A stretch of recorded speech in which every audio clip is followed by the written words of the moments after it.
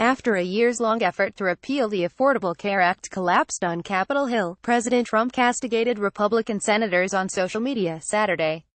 "They look like fools," the president wrote on Twitter, "and unless they tried yet again to repeal and replace Obamacare, they would be total quitters too." Trump's multi-chaptered and occasionally self-contradictory rant kicked off early Friday morning, shortly after 3 Republican senators joined every Democratic to sink the GOP's last-ditch effort to overturn Obamacare, 51-49. At first, Trump seemed resigned to let the Affordable Care Act, also referred to as Obamacare, take its course, convinced that the program will fail and force Congress to replace it.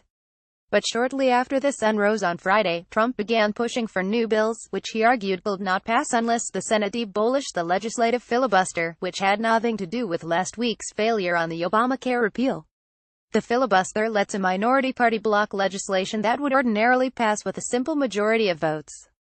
Trump acknowledged in his tweets that parts of healthcare could pass at 51 votes, as Friday's repeal bill could have. But so many great future bills' budgets need 60 votes, Trump wrote, before digressing from healthcare to post a flashback Friday tweet, and then to announce that replaced his White House chief of staff.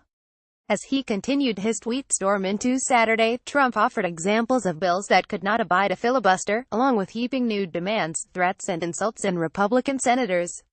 "Republican Senate must get rid of 60 vote now," Trump wrote at 7:20 a.m. "It is killing the R party. Allows 8 Dems to control country. 200 bills sit in Senate. A joke." He insisted that Senate Majority Leader Mitch McConnell, of Kentucky, eliminate the filibuster immediately, although McConnell dismissed the idea and Trump raised it months ago. By way of persuasion, apparently, Trump wrote that Republican senators look like fools and are just wasting time, and will never win until they kill the rule.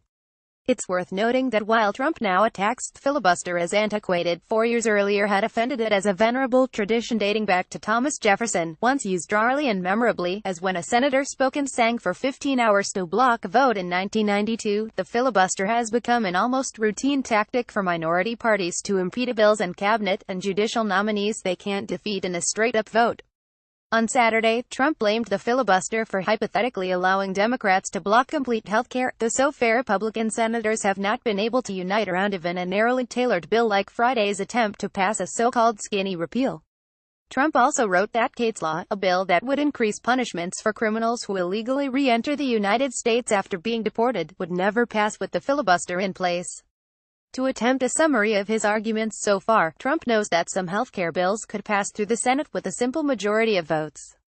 Friday's repeal bill could have, for example, but Republicans need to kill the filibuster anyway, Trump argues, lest it allow Democrats to block a more sweeping healthcare reform bill, which does not yet exist but will be supported by a majority of senators, but not 60 of them, once it is written.